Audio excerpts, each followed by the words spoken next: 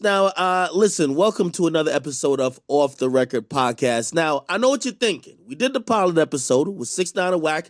We're going to officially launch on September 20th, so we still ain't launching, but you know what? The content's so good, I can't even wait to launch, okay? Now, I know if you're listening, you're here on Spotify, and you're saying, Ak, what can I do to make sure I'm tuned in? Well, this is what you could do, okay?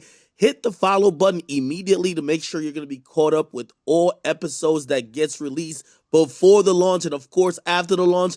And when we do launch on September 20th, we're going to be coming 3 times a week, okay? You guys going to be catching us multiple times a week. I'm going to get the schedule for you guys. It's going to be good. However, we got some good content to get to today. We got Shotti, who officially wanted to get his word on the books. And by the way, think about it. Shotti hasn't spoken in years since he got locked up, okay?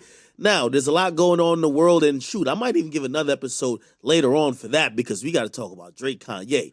But I want to give you guys exclusively a look and a listen to Shotti giving his reaction to the interview of 6ix9ine and Wack 100. Make sure you hit that follow button, y'all. Yo, it's your boy DJ Akademiks from Off the Record Podcast, and we got Shotti on the line, yo. Shotti, what's good with you, bro? Hey, Shaq, what's the word with you, man? You know, I had to get you on the line as, you know, your name came up in an interview recently that I did, you know, and everybody got their own side of the story, and your name was really, you know, there's all type of allegations. So I figured y'all got to give my man Shotti a chance to give his side of the story, okay? All right, go for that. You know I'm here for it, man. You know, I don't really like talking about this corny shit played out, but you know what I mean? Anything that discredits my character, any man, I definitely have to answer. Good. Overall, right? I don't know if you did see that it was an interview with me, 6ix9ine, and Wack 100. What did you think of it? Like, did you hear anything about it? And like, just what's your thoughts of them two just even hooking up to, you know what I mean, just having a conversation about what went on? This call is from a federal prison. Put them together is you know, I ain't on shit on nobody's name or nothing, but that's corny as fuck. Wack is a so-called gangster, and 6ix9ine is who he is, and what would the both of them being together do? Like, what is that? Like, I don't understand what truth he's looking for, or what. You know what I'm saying? I don't know. They best friends now. They hanging out. They buddies. They cool. Like, what's up with that? I can't get it. It just doesn't add up for me. Well, I kind of played moderator in the whole thing, but I was really in the midst of listening to, you know, somebody who used to be, quote unquote, in that life turned, you know, cooperator, talking to somebody who, you know, is a street dude, Wack, and pretty much they laid a lot of blame at your feet. Okay, Wack ain't a street. Wack is not a street dude. Not mean to cut you off, but let me state that he's not a street dude. But go ahead. So I mean, he has some of the same allegations about you in terms of saying like, yo, he blames a lot of this on you, saying, yo, it was your fault. For example, like you didn't initiate, you know, 6ix9ine the right way. You know, how do you respond to something like that? You know, because you know, I think he's looking at it from. What is he? What knowledge does he have of what, like, the inner workings of me and my guys? Like, he has none. So for him to say that is just like that's a ploy just to get some sort of reaction. You have no inner knowledge. What way did I initiate him? And did he speak on that? Well, 6ix9ine said he was never like jumped in the game. He was like, he basically just got put on because he had the bag. So pretty much, Wack was saying, "Yo." All right, let's stop right there. Let's stop right there before you go any further. When we met 6ix9ine, did 6ix9ine have a bag? No, he didn't. He got a bag from fucking with me and mine. He didn't come with a bag. Like that's not the truth.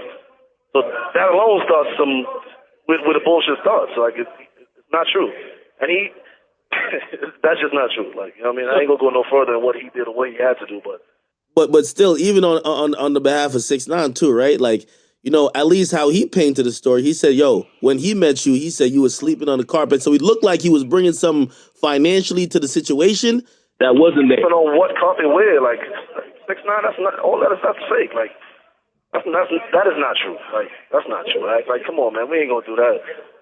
We're not gonna do that, man. Y'all been believing this guy's lies too long, and the fact that you're perpetuating it is even worse. Now you know the type of dude he is, man. Like, come on. Shotti, that's why I got you on the line. Yo, Shotti, they want to get it from the horse's mouth. And truth be told, if I wasn't trying to get everybody's side out, I would be like, nah, I don't want to talk to Shotti. But truth be told, your voice should be just as loud as everybody else speaking on the situation because you was in the situation. You get me? Correct. And the reality of the situation is, I really don't. It's done with. Like, he's done with. So just going over this is just a little clarification until the Treyway documentary comes out. But other than that, like, you know what I mean? I would love to. You're my guy, so I'll go with it from there, man. But that shit is a lie. You know that, man. So this is the big thing that everybody was arguing about, right? They were arguing, and 6ix9ine and Wack were arguing about if he was pretty much a civilian or a gangster, or was he an affiliate or a part of 9 Trey? What do you stand on the whole thing? He definitely wasn't a civilian.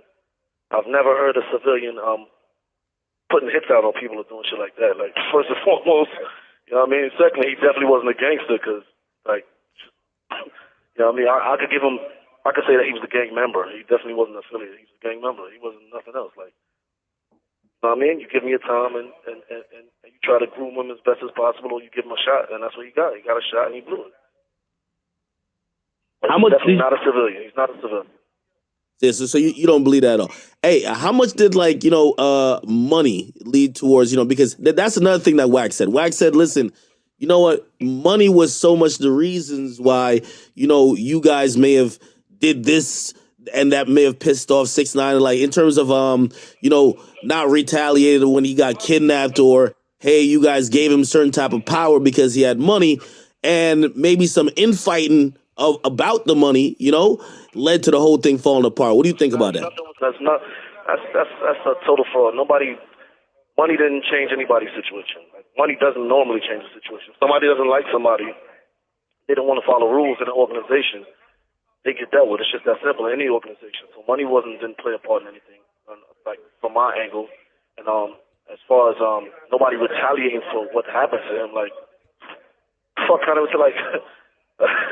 He know what went down, man. Like, so we ain't gonna get into that either. That's more stuff y'all see on the documentary. But Danny knows that everything he's sitting out there is a lie. He's trying to make himself. He's trying to justify things that he did because he was scared. Like, just say you were scared, bro. Say you were scared. The feds came at you and you told. Like, that's the truth of it. Nobody fucks your girl.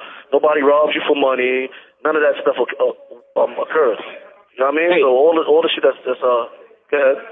Hey, and that's another big thing. Me and you, we've talking off of the record, really off the record about that, because that's one of his main things. Like, yo, I found out my right-hand man was fucking my girl.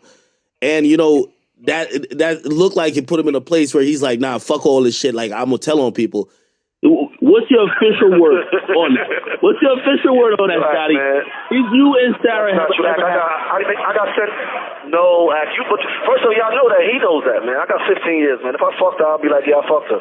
Like, I would be saying it just to make him mad. Like, first and foremost. Secondly, I'm not one to lie on my dick, so there's no we didn't fuck.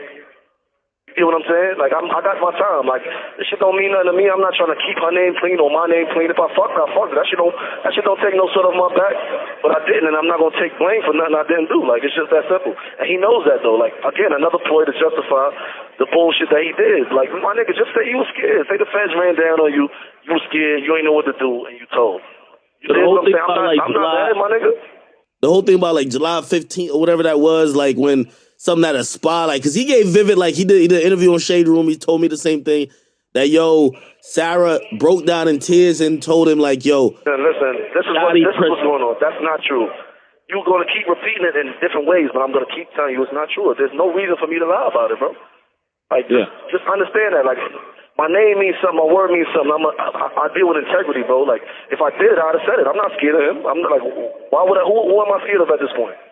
Like, what would I be hiding at this point, bro? Like, you get what I'm saying? Like, that shit don't mean nothing to me. If I fucked her, I'd be like, yeah, I fucked her and what? But that's not what happened. That didn't occur. You get what I'm saying? She was fucking getting abused by the nigga, and I was holding him down. Like, he just an insecure motherfucker. But that's neither here nor there. But the truth is, that's the ploy, I guess, him and his label trying to put together so he could come back or do whatever he's doing out there. But the nigga just, like, you told, bro, that ain't nothing. Like, accept what you did, live with it, and that's that.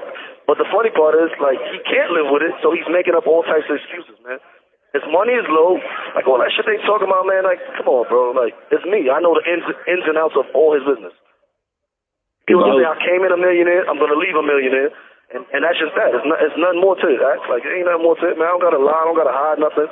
Like, I am who I am. I do what I say I do, and that's just that. Towards the end, right, like, you know, of the whole relationship, Tekashi said that, you know, he felt you guys were being dishonest because there was show money missing and you guys were lying about it. He said that on the Breakfast Club interview. Did you ever take any money without his knowledge? Were you siphoning money off the top? Did anybody do that? Never. Nobody. Like, Akademiks, man. Again, y'all know what's true and what's fake, man. Like, you're in the business, okay? There are people that handle certain amounts of money, and you know this. He had a business manager. I had my accountants. I had Tashia from MTA Booking. I had Nicole, which is my assistant. They all handled the funds. Like, if he had any proof behind that, he'd have showed it. I would have been sued. Like, the point is, I'm a millionaire. He was mad. Like, I've made deals. He's not the only artist I work with. Like, that's just that. I came in jail a millionaire. I'm gonna go home a millionaire with probably more money than I came in with. It's just that simple. There's no need. It was never a need for me to steal anything or siphon or any other words you might come up with. Like, it didn't happen, man. Like, so the spreading in my name ain't gonna work. First off, and if I did, I'm tough. Act like I'm not a square. I'd have said I took it. Like, I'm tough, my nigga. Like, you see what I'm saying? Like, at no point could he do anything to me or nobody else. If I took money, I'd have said, yeah, I took that nigga money. And This call is from a federal prison. He wouldn't have had nothing to say. It's just that simple. Shotti, I remember one time I was in the studio with you and you said this vividly. You said, yo, I'll do anything for this kid. I'll lay my life down for him. Do you regret, you know, like statements like that? Or even do you regret like bringing him so close to like how you guys are moving that he had some of the knowledge? Because that's another thing that Wack 100 said. He said, if you're going to have somebody who's a high prized asset like 6ix9ine, he's not supposed to know when the shootings and the robberies about to go down. And he's not supposed to make a call. This is Wack. Whatever Wack says has no concern or no, it holds no merit on nothing I did or my people do. First and foremost, let's get that out of the way, right? Secondly, we are who we are, bro. Like, there's no regretting anything. But the fact that you said that means that you know that we were loyal to him. Aside from what he's normally saying, he's running around saying nobody was loyal to him. But you know firsthand that we were loyal. Am I right? Yeah. For the fact that you even asking that question.